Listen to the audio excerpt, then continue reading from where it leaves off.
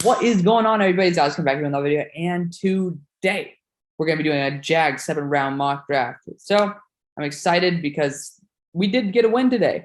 I picked you guys to beat the Dolphins, and we did. So that's a big plus. But right now, we're going to bask in the fact that we are the #1 overall pick. Also, thanks to TDN's draft board, I think that the guys I would take would probably still be here. So I think that would be 100% fair to say, hey, it's perfectly fine saying that the Jaguars are still going to be able to get the guys who I want to get. So starting off with the #1 overall pick, we are sitting here pretty, and we have a plethora of selections that we could do. We can go KT, Kyle Hamilton even, and Evan Neal. Kyle Hamilton's that slot safety, similar to Rayshawn Jenkins, because I'm pretty sure he played a similar role. But I think that Kyle Hamilton would be a huge addition to the squad anyways. I think Rayshawn Jenkins can play anywhere. A really damn good safety, good signing by you guys. But Kyle Hamilton's a beast. Big fan of him. He has that range, everything you're looking for. Don't think he has the value of a #1 overall pick. KT is an absolute freak. 11 pressures, 22 snaps in the last half against Cal. That's pretty huge. Really good addition to the squad. I don't know if I'm ready to give up on K'Lavon Chaisson with a #1 overall pick. Maybe with a dude who can replace him, because this is a very deep edge class. This is not a deep tackle class. And tackle is the biggest win above replacement position on the offensive side, barring quarterback. So I think this could be a major addition to the team. You got Walker Little last year in the second round. That shows that you guys do look for a tackle to develop. Juwan Taylor coming up on a contract 2023, and he just hasn't been the guy I was hoping for him to be. And I mean, Cam Robinson having a franchise tag is not too bueno. So I think that you guys actually need a future at offensive tackle. Evan Neal is probably one of the best prospects I've ever seen.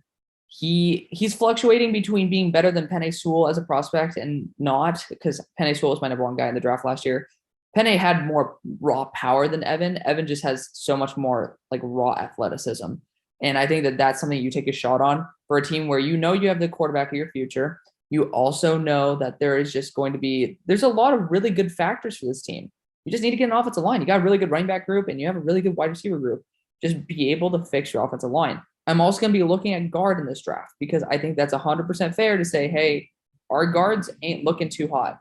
AJ Cann's going to be up for a contract, and then we only have Andrew Norwell and some other dude, I don't remember his name, who are going to be on contract past 2022, let alone 2023. So Tyler Linderbaum might possibly fall to us, and if he does, I would definitely consider taking him.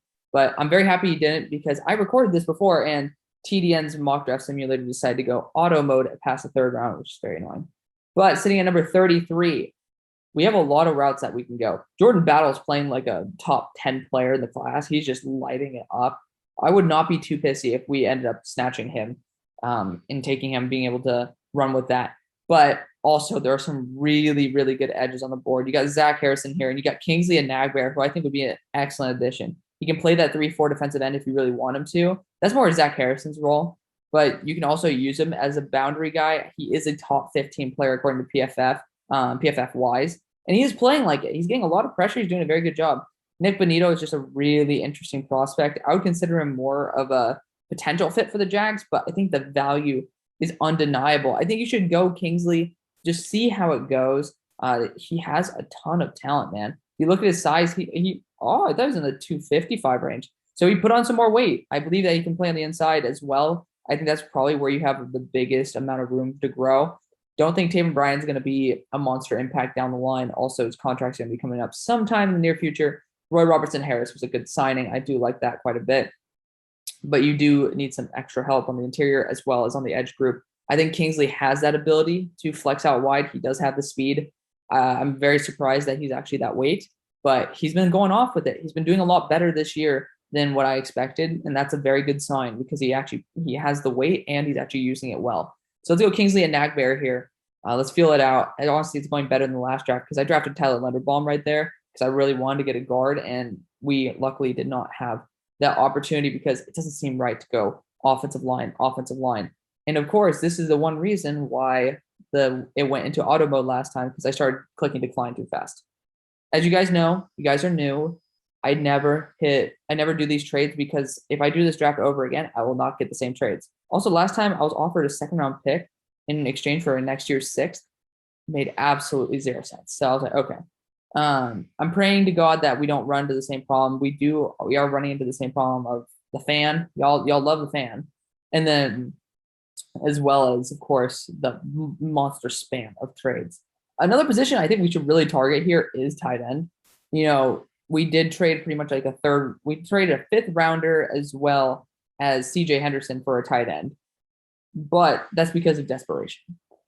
I legit think that guys like Jeremy Ruckert, who can be a really good blocking tight end, seems something like what Urban, if he does last the season, would look at.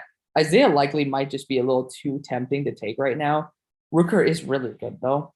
There's a lot of good tight ends in this class. Trey McBride has to get a shout out. We could wait another round and get Trey McBride or get him with the second, third round pick in this class, or second, third round pick so far. He's really, really good. And shout out to SCU for like continuing saying he's the best tight end in the class. He's not, but he does have the talent to be able to be considered as one of the top guys in the class. Looking at all the dudes on the board, let's see if we can get any good steals. I would look at Tyke Smith here. I know that we're going to be using Henderson more in that slot role. So Tyke Smith could definitely be a really good addition. Jalen Catalon is going to be what you want from Andre Cisco. So I don't know if I can actually pass up on that because we can definitely go tight end later.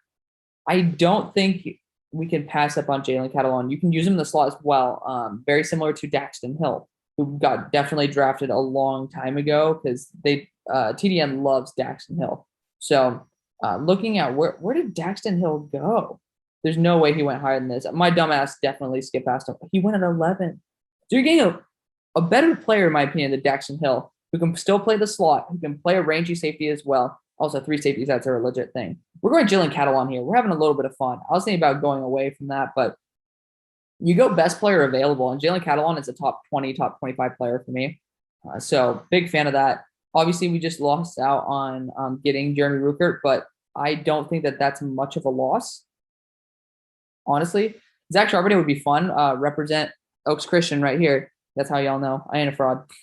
But we don't need running back. So Mike Jones wouldn't be a terrible idea either. We don't have anything in the middle linebacker group, and ever since we lost Joe Schobert, it's like I'm not gonna imagine Dylan Moses is our guy. I just think a tight end, especially one like Isaiah Likely, could be a legit threat. And he had like 230 yards and 4 touchdowns and 8 receptions recently. This dude's legit. He's going to be a high-end prospect. I'm a huge fan of him. I was thinking about putting him as my tight end 1 after watching him. He is deadly. He's deadly as a receiver. Also, he's going to be a very fun addition to the wide receiver room. The receiving group for this team is going to be unbelievable. Like if you, of course, we're getting spammed again. Like if you guys are thinking about like adding back what you already lost in your first round pick in Travis Etienne, like just imagine now with really good tight ends as well. Because Dan Arnold has his value, but it's just not that great. Again, we're getting spammed with trades. We're not taking any of these. Zach Charbonnet falling to 99. That'd be a dream right there for the Dolphins. I'm very happy I did not skip over that pick because I'd be very, very irritated. But at this spot, I would definitely take a look over here. Haskell Garrett, if he were here, I would take him 10 out of 10 times. I know that we already got somebody who could play that 3-4 defensive end as well as an outside linebacker, wherever you want to put him, but it was just worth looking at anyways. I would just be looking around, like seeing, feeling like, hey, who is here? Jameson Williams wouldn't be a terrible addition. I don't know if we actually want to bring back DJ Chark. Depends on how much he asks for. He's a stud. Don't get me wrong. I would want to bring him back. Sometimes people get greedy. That's all I'm saying. Noah Daniels would be a really good addition to this team, though, because we already got our slot guy. THT is going to be, that would be a good addition there. Noah Daniels, apart from injury, would be a really good guy to have as a 4th corner. So I'm heavily starting to consider that one. Linebacker, seeing if anybody's here. Merlin Robertson, just don't think that he's going to be much of an upgrade over what we have. Owen Popo's the only guy I'd probably look at past that. It's just not that deep of a class, in my opinion. You're just not getting the type of value besides at tight end. If you want to get like Trey McBride, you can get 2 tight ends. Sure. Jameson Williams, I mean, I'm not going to take him because I think he's a fringe first-round prospect. I just don't think it's fair. It's a little bit cheap, kind of like how Justin Ross before the spinal injury was like sometimes dropping to like the 3rd, 4th round. It was just like, dude, this guy's like a top 20 prospect. Now, obviously, injury concerns coming back, not doing too hot. It's kind of fair to say that we're not going to take him, or like that he's not like a top 10 prospect like he was a couple of years ago. But Jameson Williams is definitely up there in that early second round range. So I'm not going to take him solely because of that. We're going to take Noah Daniels here. We do need that cornerback depth. Actually, Riley Moss has been going off, though. We're going to get Riley Moss. He's been doing a really damn good job for Iowa. Big fan of what he's been doing. He had like 2 crazy picks very recently, I think, against Penn State. The guy's the real deal. Really good ball tracking as well. So I'm a big fan of that.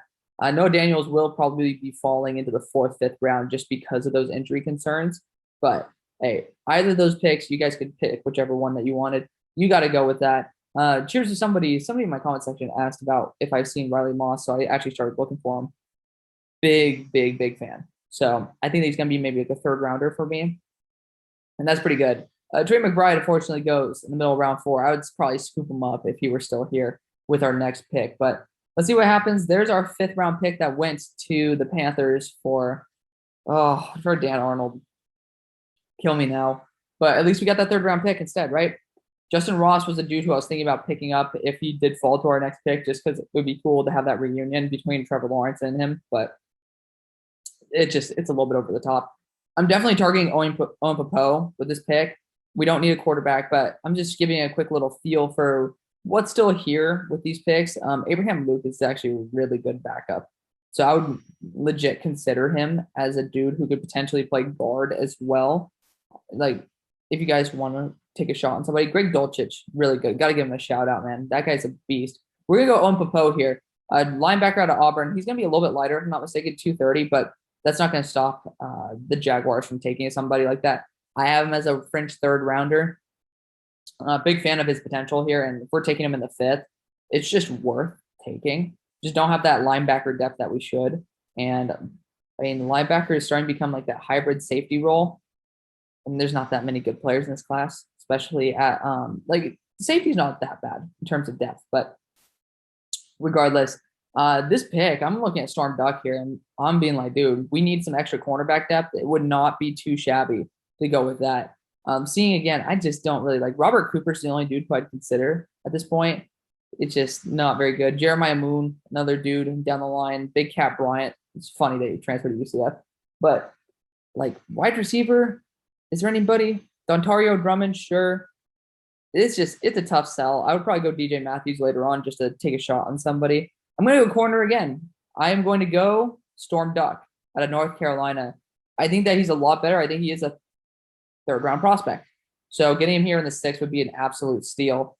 Just you need that depth. You're losing 2 of your depth corners, and you have not enough depth as it is. And it's a good spot to get some.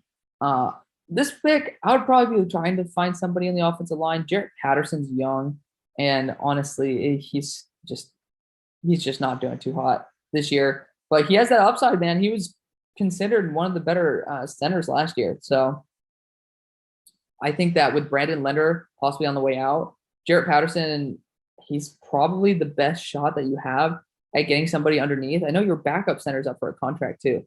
So getting Jarrett Patterson wouldn't be a terrible idea. Continue developing that defense or that offensive line, and you can go places. You have a good running game. You have good receivers. Now you have a good tight end group as well. I think there's a lot to like. There's a lot to like with this class. So let's see how we can continue maximizing our value here. We have a lot of picks, which is quite fun, but I'd consider going after Joey Porter Jr. if he falls, because this dude has a lot of potential. I know I've already taken quite a few corners, but you can never have enough corners when you just don't have enough corners. Joey Porter Jr. already went, but still, I would definitely consider that. At this spot, though, this is interesting because it's like Stephen Gilmore's here. That's somebody who I would really like to bring on. It's just a tough sell. It's a tough sell to go anywhere else, but Dontario Drummond's actually been lighting it up, though. I'm going to give Dontario Drummond the nod here. Just some really good depth at receiver out of Ole Miss. Probably one of the best receivers in the SEC right now that's not in Alabama or Georgia. So big fan of Dontario Drummond, especially for the 7th round. Might as well take him. Just some good depth right there. I thought about taking Stephen Gilmore as a 3rd corner, but you never know. If you guys want to see a little bit more about Stephen Gilmore, of course, it brings up James Cook because that's TDN. Gotta love it. But still, Stephen Gilmore, just kidding, James Cook. whatever. We're not even going to worry about it. We'll look at Stephen Gilmore now. So I'm pretty sure, yeah, he is the brother of Stephon Gilmore. That's the only reason why I thought of taking him. It's just you got that bloodline. Regardless, we are sitting here, and regardless of position, I think the best spot to go would probably be offensive line or edge. And man, it's a tough one because we don't have actually that much safety depth, and Colby Harvey Peel would actually be pretty good as safety. Ooh, that's tough. That's really tough. I think we're gonna do it. I like Colby. He was like a third rounder for me last year. Just did not continue developing the way I want him to. So let's go Colby Harvey Peel. Get some extra safety depth. Probably not going to make the roster or be a special teamer. So that's going to be the draft, guys. That's a longer draft than I expected. I hope you guys did enjoy. Thank you guys so much for watching. See you on the far side. Peace.